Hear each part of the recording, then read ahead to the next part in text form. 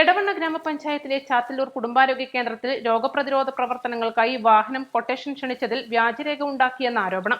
ഇതുമായി ബന്ധപ്പെട്ട് സർക്കാരിനുണ്ടായ സാമ്പത്തിക നഷ്ടം ചൂണ്ടിക്കാട്ടി വിജിലൻസ് വകുപ്പിന് പരാതി നൽകിയിട്ടുണ്ടെന്ന് വിവരാവകാശ പ്രവർത്തകനായ സുജീർ മോൻ പറഞ്ഞു. എടവണ്ണ ഗ്രാമപഞ്ചായത്ത് പരിധിയിലെ ചാത്തല്ലൂർ കുടുംബാരോഗ്യ കേന്ദ്രത്തിലേക്ക് രോഗപ്രതിരോധ പ്രവർത്തനങ്ങൾ നടത്തുന്നതിന് വേണ്ടിയിട്ട് വാഹനം വേണം എന്ന് ആവശ്യപ്പെട്ടുകൊണ്ട് എടവണ്ണ പഞ്ചായത്ത് ഭരണസമിതി മുമ്പാകെ ചാത്തല്ലൂർ PHC 3 വാഹനങ്ങൾ അവർക്ക് കൊട്ടേഷൻ കൊടുത്തിരുന്നു.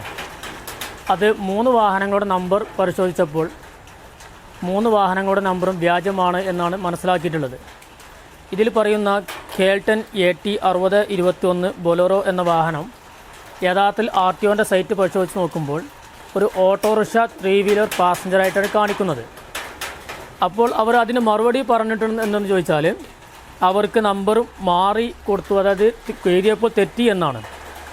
അങ്ങനെ ആകുമ്പോൾ അവിടുന്ന് ഹെൽത്ത് ഇൻസ്പെക്ടർ, അതായത് നമ്മുടെ ചാത്തല്ലൂർ മെഡിക്കൽ ഓഫീസർ ഇന്ന് ഫോൺ വിളിച്ച് പറഞ്ഞപ്പോൾ പറഞ്ഞത് നമ്പർ മാറിപ്പോയതാണ് എന്നാണ്.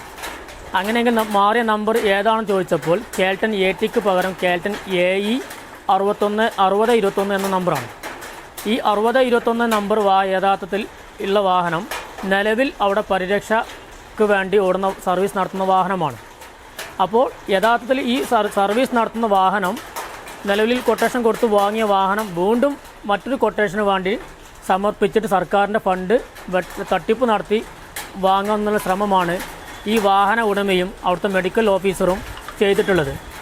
ആരെങ്കിലും ഒരു വിഷയം ചെയ്യുമ്പോൾ ഭരണസമിതി മുമ്പാകെ രേഖ സമർപ്പിക്കുമ്പോൾ ആ രേഖ വ്യാജമാണോ അതിൽ സുതാര്യമാണോ എന്ന് പരിശോധിക്കേണ്ട ഭരണസമിതിയും ഇതിൽ വമ്പേ പരാജയപ്പെട്ടിരിക്കുകയാണ്. കാരണം ഒരു ഭരണസമിതി യോഗത്തിലേക്ക് ഒരു സംവിധാനം സമർപ്പിക്കുമ്പോൾ അത് വ്യാജമാണോ ശരിയാണോ എന്ന് പരിശോധിക്കുന്ന ഉത്തരവാദിത്വം അവർക്കുണ്ട്.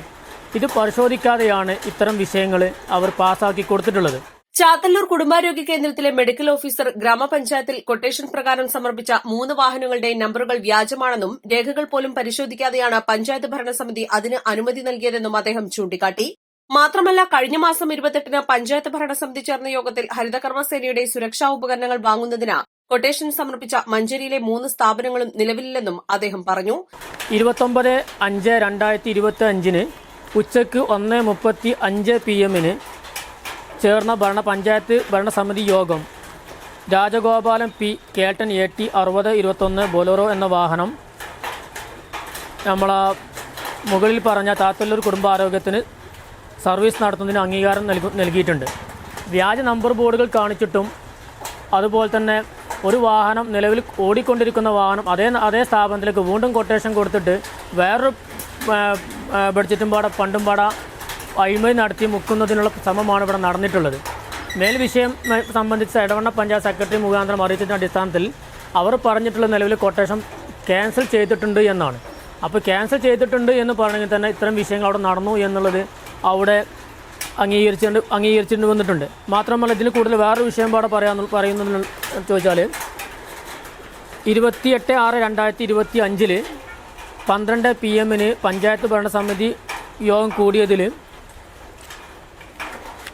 ഹരിതകർമ്മ സേനകൾക്ക് വേണ്ടിയിട്ട് അവരുടെ സുരക്ഷാ ഉപകരണങ്ങൾ വാങ്ങുന്നതിന് വേണ്ടിയിട്ട് 3 സ്ഥാപനങ്ങൾ കൊട്ടേഷൻ സമർപ്പിച്ചിട്ടുണ്ട്.